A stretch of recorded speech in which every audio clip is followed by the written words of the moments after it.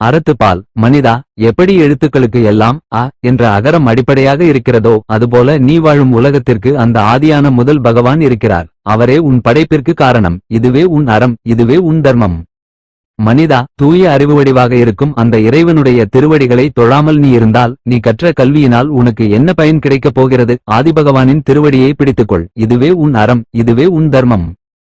மனிதா, கவிழ்ந்த தாமரை மலர் போன்ற உன் நெஞ்சினில் வீற்றிருக்கும் இறைவனின் திருவடிகளை நீ இடைவிடாமல் நினைத்து வாழ்ந்தால் உனக்கு மோக்ஷமும் அனைத்து இன்பங்களும் கிடைத்து விடுமே. ஆதிபகவானின் திருவடியை பிடித்துக்கொள். இதுவே உன் அறம், இதுவே உன் தர்மம்.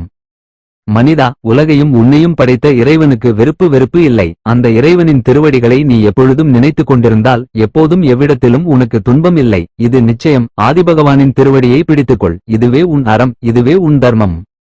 மனிதா, நீ இறைவனிடம் உண்மையாக அன்பை விரும்பி செலுத்தினால் நீ அறியாமல் செய்த பாவ புண்ணியங்கள் கூட கழிக்கப்பட்டு உன்னை பாதிக்காமல் இருக்கும். இது நிச்சயம். ஆதிபகவானின் திருவடியை பிடித்துக்கொள். இதுவே உன் அறம், இதுவே உன் தர்மம்.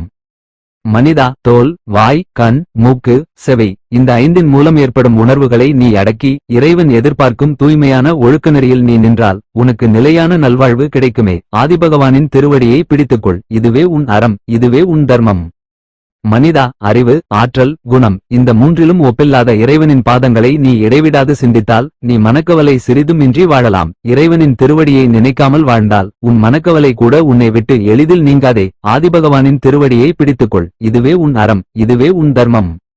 மனிதா, தர்மம் அதாவது அறமே வடிவமாக விளங்கும் இறைவனின் திருவடியை நீ நினைக்காமல் போனால் நீ கடல் போன்ற பொருள் சேர்ப்பதிலும் இன்பத்தை தேடுவதிலுமே காலத்தை கடத்தி இந்த கடல் போன்ற துன்ப கடலை கடக்க முடியாமல் தவிப்பாய். ஆதிபகவானின் திருவடியை பிடித்துக்கொள். இதுவே உன் அறம், இதுவே உன் தர்மம். மனிதா, மதிக்கத்தக்க குணங்களையுடைய பகவானின் திருவடியை வணங்காதவன் தலையில் கண் இருந்தும் குருடனே, காது இருந்தும் செவிடனே, புலன்கள் இருந்தும் அது பயனற்றவையே. ஆதிபகவானின் திருவடியை வணங்கு. இதுவே உன் அறம், இதுவே உன் தர்மம். மனிதா, பகவானுடைய திருவடியை நீ பற்றினால் மட்டுமே மறுபிறப்பு என்ற பெரிய கடலை கடக்க முடியும். மற்றவர் கடக்க முடியாது. ஆதிபகவானின் திருவடியை வணங்கு. இதுவே உன் அறம், இதுவே உன் தர்மம். சமஸ்கிருதம் தர்மம், அர்த்தம், காமம் என்று சொல்கிறது. அதையே தமிழில் அறம், பொருள், இன்பம் என்று சொல்கிறோம். திருவள்ளுவர் இங்கு இறைவனை வணங்குவது நம் அறம், நம் தர்மம் என்று சொல்கிறார். அதிகாரம் 1, கடவுள் வாழ்த்து.